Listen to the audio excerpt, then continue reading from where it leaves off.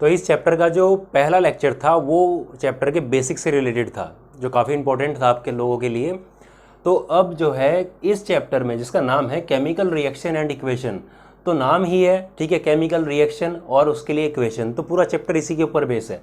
तो इसमें हम जानते हैं केमिकल रिएक्शन क्या है, ठीक है, पहला ही टॉपिक है केमिकल रिएक्शन।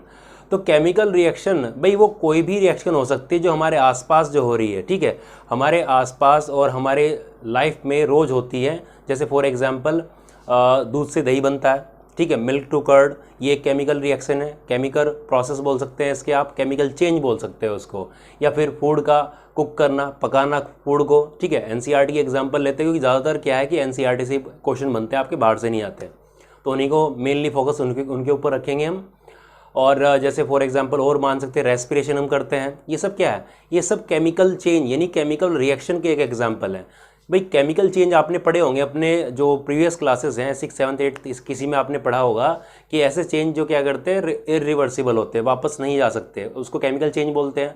फिजिकल वो होते हैं जो मतलब रिवर्सिबल चेंज होते हैं, जैसे आइस से पानी और पानी से आइस बनना है, फिजिकल चेंज है। केमिकल चेंज में दूध से क्या दही, या दही से दूध दोबारा बन जाएगा क्या, नहीं बनेगा, तो ऐसे चेंज हुआ है केमिकल चेंज। तो यही जो केमिकल चेंज है, यही क्या हम बोल सकते हैं कि यही एक केमिकल रिएक्शन होती है। अब बात ये आती है कि कैसे पहचानने की कोई केमिकल रिएक्शन हो रही है या नहीं हो रही है, ठीक है। नॉर्मली हमने पहले तो देख लिया केमिकल रिएक्शन क्या है, कि ऐसी कोई भी चेंज जो हमारे आसपास हो रहा है जो इरिवर्सिबल हो उसको हम केमिकल रिएक्शन बोल सकते हैं, ठीक है, जनरल। अब बात ये आती है कि केमिकल रिएक्शन हो रही है या नहीं हो रही है, तो उसको कैसे पता लगाएं कि हमारी केमिकल रिएक्शन हुई है या नहीं हुई है। तो जब भी कोई केमिकल रिएक्शन होती है, ठीक है, whenever any chemical reaction takes place, जब भी कोई रिएक्शन होती है तो फॉलोइंग चेंजेस विल अकर, तो ये फॉलोइंग चेंजेस जो मैं लिख रहा हूं ये चेंजेस देखने को मिलते हैं। भाई क्या हो सकता है, एक तो होता है चेंज इन टेम्परेचर, टेम्परेचर में चेंज आ सकता है, ठीक है, टेम्परेचर में चेंज आ सकता है। कुछ एग्जाम्पल से देखेंगे इनको भी, पहले बता देता हूँ कौन कौन से हैं। भाई टेम्परेचर बढ़ सकता है, उसका घट सकता है, ठीक है, तो टेम्परेचर में चेंज आ सकता है। एवोल्यूशन ऑफ गैस, गैस निकल सकती है। भाई जो है केमिकल रिएक्शन जब होती है तो उसके दौरान गैस भी निकल सकती है, ठीक है। और चेंज इन कलर, कलर के अंदर भी चेंज हो सकता है, कलर में चेंज हो सकता है। और क्या हो सकता है, कोई ऑर्डर, मतलब कि कोई स्मेल वगैरह भी हमें ऑब्जर्व हम कर सकते हैं उसके अंदर, ठीक है। तो ये कुछ चेंजेस हैं। और ले सकते हैं जैसे चेंज इन स्टेट,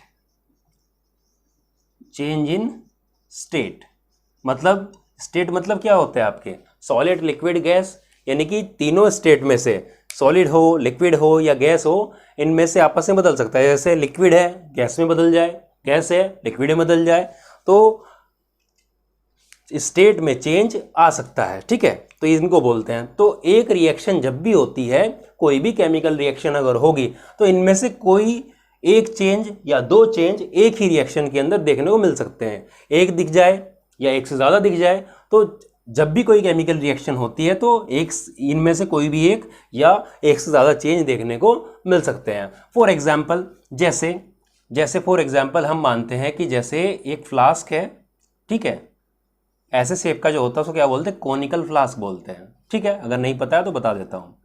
तो इसमें क्या किया हमने, ले लिया इसके अंदर क्या, एसिड ले लिया, मान लीजिए कोई भी एसिड, HCl ले लिया मान लीजिए, ठीक है, HCl ले लीजिए, H2SO4 ले लीजिए, कोई भी एसिड हमने ले लिया।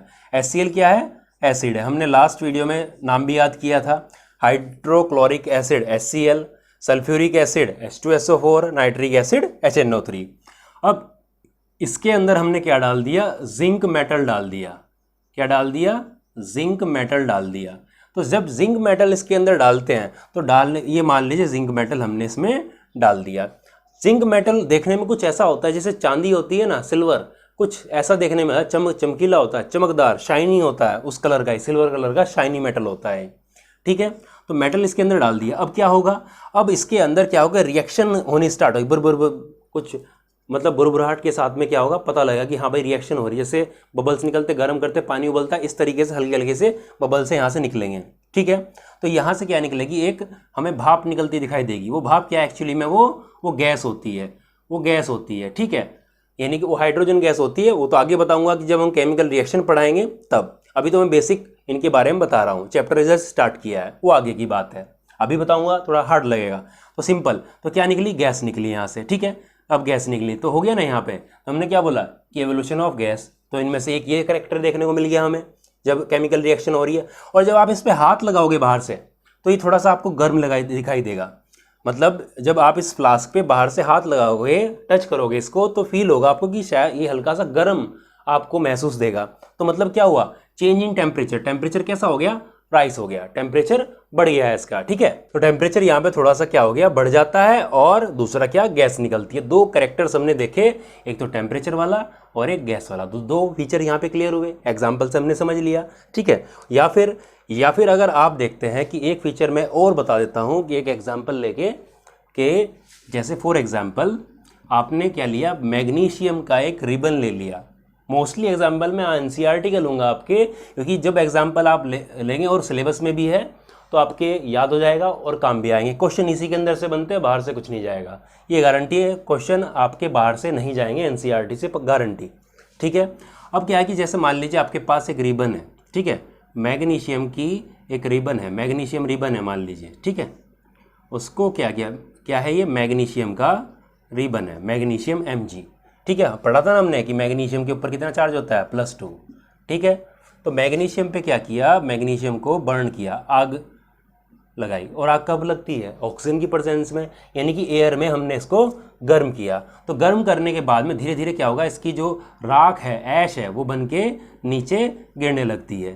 तो क्या होता है, मैग्नीशियम को हमने क्या किया, ऑक्सीजन में इसको हीट किया, ठीक है। तो उससे क्या बनता है, उससे ऐश बनती है, वाइट कलर की ऐश बनती है। इसको क्या बोलते हैं, मैग्नीशियम ऑक्साइड, ठीक है। मैग्नीशियम मैं पूरा ही लिख देता हूँ, क्योंकि अभी मैं आपको रिएक्शन नहीं बता रहा कैसे लिखी जाती है, अभी सिर्फ जस्ट एग्जाम्पल बता रहा हूँ।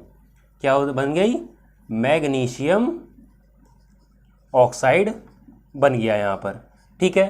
पहले वाली रिएक्शन थी उसमें हमने कोई हीट नहीं दी, वहाँ पर हीट ऑटोमेटिकली क्या हुआ, ऑटोमेटिकली हीट वहाँ पर बन गई। मतलब कि जो फ्लास्क था वो गर्म हो गया, ठीक है। वहाँ पे रिएक्शन के दौरान टेम्परेचर हाई हुआ, हीट अपने आप निकली।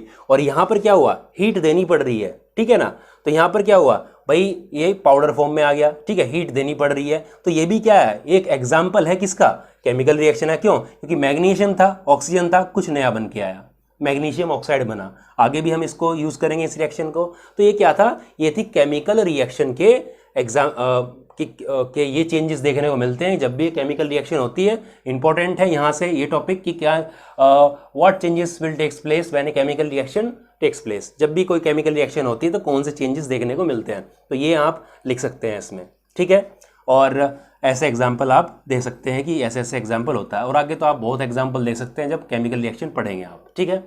अब बात ये आती है कि केमिकल रिएक्शन को हम क्या है, लिखते कैसे हैं, how to write a chemical reaction, ठीक है, how to write a chemical reaction. तो केमिकल रिएक्शन लिखा हुआ है, आगे मैं ऐसे लिख देता हूं, how to write chemical reaction, how to write a chemical reaction. Chemical reaction को कैसे लिख सकते हैं।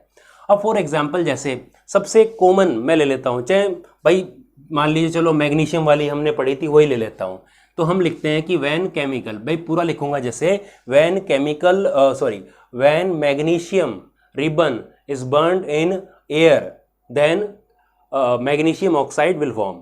मतलब मैग्नीशियम जो मेटल है उसको जब ऑक्सीजन में गर्म करेंगे, ठीक है, ऑक्सीजन की प्रेजेंस में जब उसको हीट करते हैं तब क्या बनता है, मैग्नीशियम ऑक्साइड बनता है। तो इतना लंबा लिखेंगे, 2 लाइन 3 लाइन, या दूसरी कोई रिएक्शन हो उसमें भी काफ़ी लंबा चला जाएगा, ठीक है। तो इन्हीं को थोड़ा शॉर्ट में करके लिख देते हैं। कैसे, हम इनको कैसे लिख देंगे, मैग्नीशियम, ठीक है, प्लस, ठीक है, प्लस क्या, ऑक्सीजन, ठीक है। क्या किया हमने, गर्म, ये गर्म का साइन होता है हीट का, ठीक है। गर्म किया तो क्या बना, मैग्नीशियम ऑक्साइड बन गया, ठीक है। तो ये क्या हुई, ये हमने जो भी हमारा पूरा पूरा थियरी जो बोल रहे थे उसको हमने किस में लिख दिया, उसको हमने वर्ड में लिख दिया और वर्ड की एक इक्वेशन बना दी। तो ये क्या क्या होगी, इसका नाम क्या हो गया, इसको हम लिख सकते हैं ये केमिकल रिएक्शन की क्या हुई, एक वर्ड इक्वेशन हो गई। केमिकल रिएक्शन की क्या हो गई, वर्ड इक्वेशन हो गई। ठीक है, वर्ड के अनुसार क्या हुई, केमिकल रिएक्शन हो गई। ठीक है, यहां तक।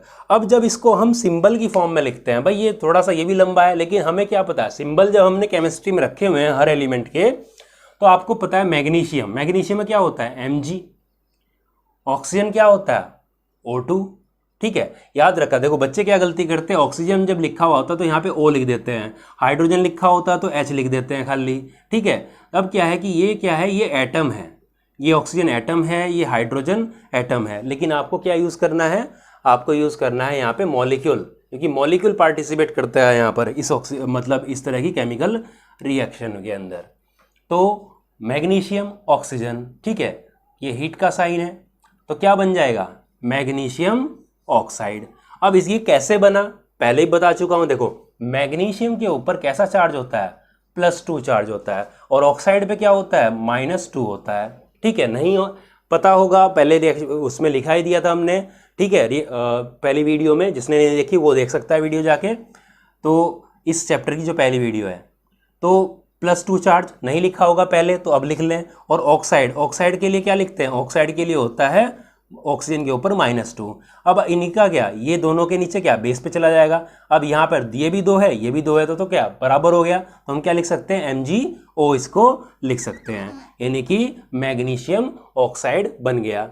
ठीक है, अब ये क्या हुई, ये हुई सिंबॉलिक केमिकल रिएक्शन, यानी कि केमिकल रिएक्शन तो है लेकिन कैसी, सिंबल की फॉर्म में। तो ऐसी रिएक्शन को, इसको तो वर्ड इक्वेशन थी, इसको बोलते हैं स्केलेटल केमिकल इक्वेशन। तो हमने उस रिएक्शन को कैसे सिंबल की फॉर्म में लिखा, तो क्या बोलते हैं, स्केलेटल केमिकल इक्वेशन। इस टाइप को सिंबल की फॉर्म में जब लिखते हैं वर्ड को, केमिकल इक्वेशन को, तो इसको एक स्केलेटल केमिकल इक्वेशन कहते हैं। अब ये आइडियल थोड़ा ही ना है, क्यों, क्योंकि यहाँ पर क्या है कि इसका मास चेंज हो रहा है। मास चेंज मतलब कि जो इधर, भाई यहाँ पे समझना कि देखो, जो इधर ये एरो है, एरो बताता है ये किस डायरेक्शन में रिएक्शन हो रही है। अब एरो के लेफ्ट साइड में, यानी कि ये जो है एरो के लेफ्ट साइड में, इनको क्या बोलते हैं, इनको बोलते हैं रिएक्टेंट। रिएक्टेंट का मतलब कि which take part in a chemical reaction, जो भी एलिमेंट, जो भी मॉलिक्यूल जो रिएक्शन में पार्टिसिपेट करते हैं उनको हम रिएक्टेंट बोलते हैं। एरो के हमेशा लेफ्ट साइड में लिखे जाते हैं। और इधर क्या बनता है, इधर बनता है प्रोडक्ट बनता है। तो एरो के जो राइट साइड में लिखा जाता है उसको प्रोडक्ट बोलते हैं, और इधर के साइड उसको रिएक्टेंट बोलते हैं। इधर प्लस के साइन क्या दर्शाता है, दोनों के आपस में रिएक्शन हो रही है। और ये एरो क्या दिखाता है, ये दिखाता है direction of chemical reaction, direction of reaction, chemical reaction की डायरेक्शन को शो करता है कि डायरेक्शन इधर हो रही है, मतलब इनसे ये बन रहा है, इससे ये नहीं बन रहा, इनसे ये बन रहा है, तो इसलिए इस साइड पे, अगर इससे ये बन रहा होता है तो इधर कर दे। ठीक है, और एक साइन ऐसा होता है कि दोनों के बीच में कभी ऐसे साइन लगा हुआ आ जाए, ठीक है, उसका मतलब क्या होता है कि केमिकल रिएक्शन इधर से इधर भी हो सकती है, और जो प्रोडक्ट बना उससे वापस इधर भी हो सकती है। ये साइन है रिवर्सिबल रिएक्शन का। लेकिन हमने क्या किया है यहाँ पे, ये रिएक्शन कैसी है, इरिवर्सिबल, इधर से ये बनेगा, इससे वापस ये नहीं बनेगा कि ऑक्साइड, मैग्नीशियम ऑक्साइड से मैग्नीशियम मेटल दोबारा बन जाए, ऐसा नहीं होगा। तो एक डायरेक्शन में हो रही है, इस डायरेक्शन में नहीं हो रही। ठीक है, तो ऐसे क्या लिखते हैं, केमिकल रिएक्शन लिखते हैं, ये रिएक्टेंट हुए, ये प्रोडक्ट हुए, लेफ्ट साइड पे रिएक्टेंट, राइट साइड पे प्रोडक्ट हुए। ठीक है, अब बात ये आती है कि ये जो रिएक्शन हमने लिखी है ये जो है बैलेंस नहीं है, तो इसको क्या करना पड़ता है, बैलेंस करना पड़ता है। ठीक है, अभी यहाँ पे पहले इसी को करके दिखाता हूँ और फिर बिल्कुल अगले टॉपिक से इसको बताते हैं कि कैसे इसको बैलेंस करते हैं। तो केमिकल रिएक्शन बैलेंस कैसे नहीं, आप देख सकते हैं इधर कितना mg है, इधर 1 mg है, इधर भी 1 mg है, कोई प्रॉब्लम नहीं, बराबर है बिल्कुल। ऑक्सीजन कितना है, देखो O2 लिखा हुआ है, तो O कितना हुआ, 2 हुआ, इधर कितना है, 1 है, तो ये तो क्या हुआ, अनबैलेंस हो गया, इसको बैलेंस करना पड़ेगा। तो बैलेंस करना पड़ेगा, तो क्यों करना पड़ता है बैलेंस? क्योंकि मास जो इक्वल रहते हैं, यहाँ तो हमने सिंबल में लिखा है तो आगे पीछे ऊपर नीचे हो जाता है इस तरीके से। लेकिन एक्चुअल में जब केमिकल रिएक्शन हो रही होगी, भाई आपने मान लीजिए कि जितना भी आपने मटेरियल उसके अंदर डाला है तो उतना का उतना ही तो रहेगा। भाई आपने अगर जो इसके 2 मॉलिक्यूल इसके 2 मॉलिक्यूल लिए तो इधर क्या, इधर ही नहीं तो रहेंगे वहाँ पे, ठीक है। मतलब कि मास जो पहले था वो सेम रहेगा, मास चेंज नहीं होता। आपने लॉ ऑफ कंजर्वेशन ऑफ मास पढ़ा होगा, उसमें क्या बोलते हैं, मास कभी भी चेंज नहीं होता। तो जब रिएक्टेंट का मास उतना था तो उसका भी इतना ही रहना चाहिए। तो इधर जब 2 मॉलिक्यूल हैं तो इधर भी 2 ही होने चाहिए। तो इसके लिए हम क्या करेंगे, इसके लिए हमें इसको बैलेंस करेंगे। तो बैलेंस कैसे करते हैं वो बताते हैं। तो अगला टॉपिक कौन सा हो जाएगा, how to balance a chemical equation. तो केमिकल इक्वेशन को कैसे हम बैलेंस कर सकते हैं, ठीक है। बैलेंस, तो balance a chemical equation, chemical equation को बैलेंस कैसे करेंगे, ठीक है। इसी को ले लेता हूं पहले, ठीक है। पहले तो मैं सिंपल करके दिखा देता हूं। MgO2 क्या किया था, MgO, ठीक है, ये हमने किया था। अब इधर एक Mg है, इधर भी एक Mg है, इधर 2 ऑक्सीजन है, इधर 1 ऑक्सीजन है। तो क्या करेंगे, हम यहां पर नहीं लगाएंगे। बच्चे क्या करते हैं, बच्चे क्या करते हैं कि MgO और यहाँ पे 2 लगा देते हैं। तो यहाँ पे नहीं लगाना। अब अगर यहाँ पर लगाते हो तो एलिमेंट की क्या हो जाती है कि जो प्रॉपर्टी है वो चेंज हो जाती है। तो आपको यहाँ पे प्रॉपर्टी चेंज नहीं करनी है उसकी। आप भाई केमिकल रिएक्शन जो लैब में हुई होगी उसको तो हमने ऐसे लिखा है, तो उसके अगर आप यहाँ पे उल्टा सीधा लिख दोगे तो उसकी एक्चुअली में क्या कर रहे हो आप, केमिकल प्रॉपर्टी उसकी चेंज कर रहे हो, उसकी प्रॉपर्टी जो है वो चेंज कर रहे हो। तो इसके लिए आपको क्या है, यहाँ पे नहीं लगाना, ये आपको यहाँ पे लगाना है। इससे क्या है, ये वही मतलब हुआ कि जैसे आपने लिखा ना कि x + y, तो आपने क्या किया, अगर यहाँ पे 2 लगाओगे इसका मतलब क्या, सिर्फ x के साथ में है। लेकिन अगर आप ब्रैकेट लगा दोगे तो इसकी 2 की मल्टीप्लाई इसके साथ भी होगी और इसके साथ भी होगी। मैथ्स में पढ़ा होगा आपने। तो सेम आपने जब इसके साथ में लगाया यहाँ पर तो ये Mg के साथ ही मल्टीप्लाई करेगा और इसके साथ भी, यानी कि 2 तो ऑक्सीजन हो गए लेकिन Mg भी कितने हो गए, 2 हो गए। तो इधर कितना Mg है, 1, तो इधर भी क्या लगा देंगे, 2 लगा देंगे। ये हम मास इक्वल कर लेते हैं ऐसे। तो ये क्या होगी, 2 Mg 2 O। इस तरीके से आपकी केमिकल इक्वेशन बैलेंस हो गई। बाकी आप जो है एनसीईआरटी के अकॉर्डिंग पूरा एग्जाम्पल देके कैसे समझाया हुआ है उसको मैं समझा देता हूँ, ठीक है। तो ये एग्जाम्पल ले लेते हैं, जैसे आयरन, आयरन को जब बोलते हैं ना रस्ट लगता है, जंग लगता है, तो हम क्या करते हैं भाई, जंग लगता है यानी कि मॉइस्चर, मॉइस्चर किसका होता है, पानी का, ठीक है। खैर अभी ये इक्वेशन देख रहे हैं, उसके बाद रस्टिंग की बात बाद में करेंगे, ठीक है। तो इससे क्या बनता है, ये इक्वेशन है इस तरह से Fe3O4 + H2, ठीक है। ऐसे कोई रिएक्शन है तो इसको क्या करना है, आपको बैलेंस करना है। तो आप खुद देख सकते हैं यहाँ पे Fe कितना है, 1, इधर कितना है 3, इधर ऑक्सीजन 1 है, इधर कितना है 4 है, ठीक है। तो यानी कि अनबैलेंस है। तो एनसीईआरटी के अकॉर्डिंग भाई टेबल बना के आप कैसे इसको कर सकते हैं, ये सिखाने के लिए है, ऐसा नहीं कि आपको एग्ज़ाम में जाके ऐसे ही करना है। ये सिर्फ सिखाने के लिए एनसीईआरटी ने आपको बताया है कि आप ऐसे सीख जाएँ इसको, ठीक है। कोई ऐसा नहीं कि आपको यही मेथड फॉलो करना है। अगर आप डायरेक्ट कर सकते हैं डायरेक्ट भी ले सकते हैं। तो यहाँ पे क्या हो गया, नेम ऑफ एलिमेंट, एलिमेंट का नाम क्या है, ठीक है। नंबर उसके एलिमेंट के क्या, number of element in reactant, reactant में कितना नंबर है उसका, और नंबर किस में, उसका नंबर इन प्रोडक्ट में, प्रोडक्ट में उस एलिमेंट का नंबर कितना है, ठीक है। शॉर्ट में मैंने लिख दिया यहाँ पे। तो कौन कौन से हमारे पास, Fe है, और कौन सा है H है, और कौन सा है ऑक्सीजन है, ठीक है। अभी यहाँ पे हम क्या लिख रहे हैं, उसका एटम नंबर ऑफ, जो नेम ऑफ इसका भी एलिमेंट का नाम है वो लिख रहे हैं, ठीक है। ऑक्सीजन की Fe कितना है इधर, रिएक्टेंट, रिएक्टेंट कौन से हैं, लेफ्ट साइड वाले रिएक्टेंट होते हैं, अभी बताया था। और ये क्या है इधर, प्रोडक्ट है, ये क्या है, प्रोडक्ट है लेफ्ट साइड, राइट साइड में, एरो के राइट साइड में। Fe कितना है रिएक्टेंट में, 1, इधर कितना है 3, H कितना है इधर 2, इधर कितना है देखो 2 ही है, इधर जो है और क्या बचा O कितना है इधर 1 है, 1 लिख दिया इधर। यहाँ पे कितना है O 4 है, तो इधर क्या लिख दिया 4। यानी कि रिएक्टेंट में Fe कितना था 1, रिएक्टेंट का Fe ये कौन है, ये है 1 ही है। रिएक्टेंट का H कितना है 2, तो 2 लिख दिया यहाँ पे, और रिएक्टेंट का ऑक्सीजन कितना है 1 लिख दिया। अब यहाँ पर क्या है Fe किसका रिएक्टेंट का Fe कितना है 3 है, सॉरी प्रोडक्ट का Fe कितना है 3 है, ये रहा 3। ऑक्सीजन कितना है किसका प्रोडक्ट का कौन ऑक्सीजन कितना है, ये रहा ऑक्सीजन कितना है 4 है, लिख दिया। और इसका प्रोडक्ट का हाइड्रोजन कितना है 2 है, ये भी लिख दिया, तो यहाँ पे लिख दिया। अब क्या करना है हमें बैलेंस करना है। सबसे पहले आपको देखना है इजी अगर करना है इसको तो इजी में आपको क्या देखना है कि जिसमें डिफरेंस सबसे ज़्यादा है, जिसके एटम सबसे ज़्यादा हैं उसको आपको सबसे पहले बैलेंस करना है, तो आसान होगा। यहाँ पे सबसे ज़्यादा कौन है 4 है, 4 किसका है ऑक्सीजन का है, वो भी ऑक्सीजन किसका प्रोडक्ट का, देखो ये रहा ऑक्सीजन के 4 प्रोडक्ट में लिखा हुआ है यहाँ पे। अब यहाँ पे कितना है इधर 1 है, तो हम क्या करेंगे मल्टीप्लाई बाय 4, तो ये कितना हो जाएगा 4 हो जाएगा। हमने किस में मल्टीप्लाई किया, हमने रिएक्टेंट के ऑक्सीजन में मल्टीप्लाई किया।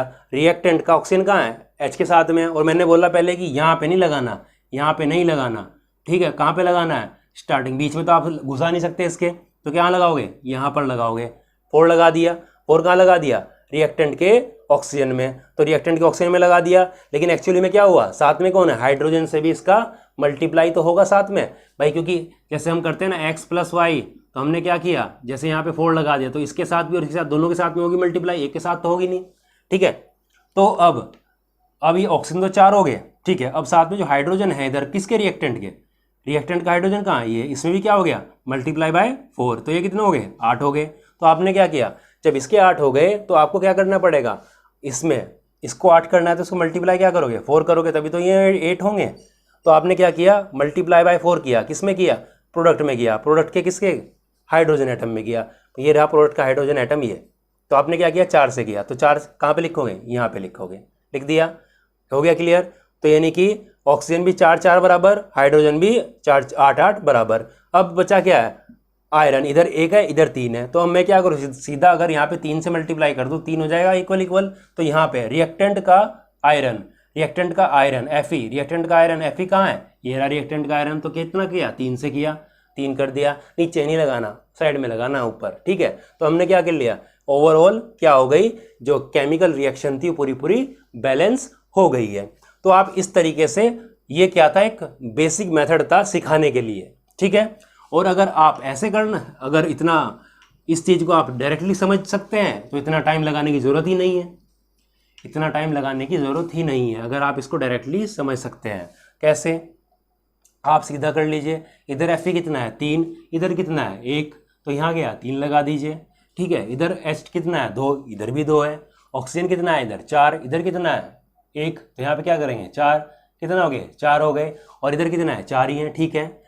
हाइड्रोजन लेकिन कितने हो गए 4, भाई जब ऐसे लिखा रहता है ना 4, ठीक है, और ये क्या है H2, तो इसका मतलब क्या है कि इस H2 की मल्टीप्लाई 4 से होगी, तो क्या हो जाएगा 4 × 2 कितना 8 हो जाएगा। इस तरह से जो भी जैसे O2 लिखा हुआ है आपने 2 लिख दिया तो इसकी मल्टीप्लिकेशन होगी, ठीक है। या फिर किसी ने लिख दिया H2SO4, ठीक है, तो इस H की मल्टीप्लाई भी इससे होगी, S की इससे होगी, और O कितना है 4 है, तो 4 की 2 से, यानी कि H कितना हो गया यहाँ पे H कितने हो गए 4 हो गए, S कितने हो गए नॉर्मल 2 हैं, और ऑक्सीजन कितने हो गए 4 और 2 मल्टीप्लाई करोगे तो कितना आ जाएगा 8।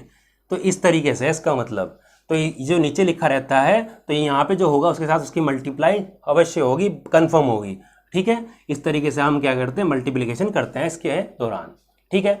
अब क्या है हमने कर लिया, तो अब यहाँ पे ये 8 है, तो हम क्या करेंगे इधर 8 करना है, तो इसको क्या करेंगे हम 4 लगा देंगे, तो क्या हो जाएगा 8 हो जाएंगे। तो इस तरीके से आप इसको क्या कर सकते हैं बैलेंस कर सकते हैं। तो ये था कैसे हम केमिकल रिएक्शन लिखें और कैसे इसको बैलेंस करें। अब क्या होता है कि इसके सिंबल लिखने होते हैं, मतलब इसके जो स्टेट है, इसके भाई स्टेट है उसके सिंबल लिखने होते हैं। स्टेट मतलब सॉलिड में है, लिक्विड में है, गैस में है या सॉल्यूशन है, ठीक है। तो क्या करते हैं देखो, जब सॉलिड होता है कोई, सॉलिड के लिए हम क्या लिखते हैं ब्रैकेट में S लगा देते हैं। लिक्विड कोई अगर होता है, लिक्विड कोई होता है तो उसके लिए हम क्या लगाते हैं L लगाते हैं, ठीक है, ब्रैकेट के अंदर L लिख देते हैं। और अगर कोई एक्वस, एक्वस का मतलब होता है सॉल्यूशन, जैसे आपने चीनी पानी में घोल दी, भाई लिक्विड तो है लेकिन वो क्या है किसी चीनी है तो शुगर का सॉल्यूशन हो गया। तो कोई चीज़ अगर किसी के अंदर घुली हुई है, सॉल्यूशन है किसी चीज़ का, तो उसको एक्वस बोलते हैं। और एक्वस के लिए क्या यूज करते हैं AQ, ठीक है। और कोई लिक्विड हो गया, ठीक है ऐसे। अब उसके बाद में हाँ, अगर कोई गैस है तो गैस के लिए क्या वर्ड यूज़ करते हैं, जी ब्रैकेट के अंदर, ठीक है। अब कोई अगर भाई अगर कोई स्टीम है तो स्टीम के लिए भी हम क्या यूज़ करते हैं, जी यूज़ करते हैं। स्टीम भी मतलब किसमें, गैस का ही माना जाएगा, समझे। अब ये हमने स्टेट लिखी है, तो अब हम यहाँ पर क्या करते हैं, मैं थोड़ा सा गैप लगा देता हूँ इसी के अंदर। हमने क्या लिखा, 3Fe + 4H2O, ठीक है, ये हमने लिखा। अब Fe क्या, आयरन क्या होता है, हार्ड है, सॉलिड है, ठीक है। और याद रखना, सॉलिड होगा या पाउडर फॉर्म में भी हो तो उसको सॉलिड ही मानेंगे, पाउडर फॉर्म में भी अगर होगा तो उसको सॉलिड ही मानेंगे, ऐसे ही लिखेंगे। तो यहाँ पे क्या लिखेंगे, ब्रैकेट में हम एस लिखेंगे, यानी कि आयरन कैसा है, सॉलिड में है। अब यहाँ पर भाई ये मैंने बताया था कि जंग जो रस्ट वाली रिएक्शन है वो है, तो पानी से नहीं, ये क्या होता है, मॉइस्चर क्या है, नमी के, एयर के साथ में क्या है, नमी है, पानी की नमी है एयर के साथ में, यानी कि क्या, स्टीम की तरह, गैस की तरह हुई है नमी, मॉइस्चर। तो यहाँ पे क्या, ये मॉइस्चर लिक्विड H2O है, पानी है, लेकिन ये क्या, लिक्विड फॉर्म में नहीं, ये मॉइस्चर की फॉर्म में है। तो मॉइस्चर को क्या करेंगे हम, गैस, यानी कि जो अगर वाटर के ब्रैकेट में H2O, भाई H2O अगर L लिखा हुआ है तो उसका मतलब पानी लिक्विड फॉर्म में, ठीक है। अगर लेकिन अगर लिखा हुआ है H2O और G लिखा हुआ है तो उसका मतलब वो भाप की बात कर रहे हैं, वो स्टीम की बात कर रहे हैं, वो मॉइस्चर की बात कर रहे हैं, ठीक है। तो पानी, तो इस तरीके से अगर G लिखा हुआ है तो ये क्या है, ये गैस, यानी कि गैस की फॉर्म में, स्टीम की फॉर्म में, मॉइस्चर है, ठीक है। Fe3O4 ये भी क्या हुआ, सॉलिड है, भाई लोहे के ऊपर जंग लगता है, सॉलिड है। और H2 क्या, हाइड्रोजन क्या है, ये गैस है, ये क्या, गैस है। तो इस तरीके से हम क्या करते हैं, इसके सिंबल जो हैं, स्टेट हैं, वो लिख देते हैं, स्टेट भी लिख दिया। तो ऐसी जो रिएक्शन जो बैलेंस भी है, जो सिंबल की फॉर्म में भी है, और जो इनके स्टेट भी लिखे हुए हैं, तो ऐसे को क्या लिखते हैं, ideal chemical equation, ideal chemical equation इसको हम कहते हैं, ठीक है। ऐसे हम करते हैं, ठीक।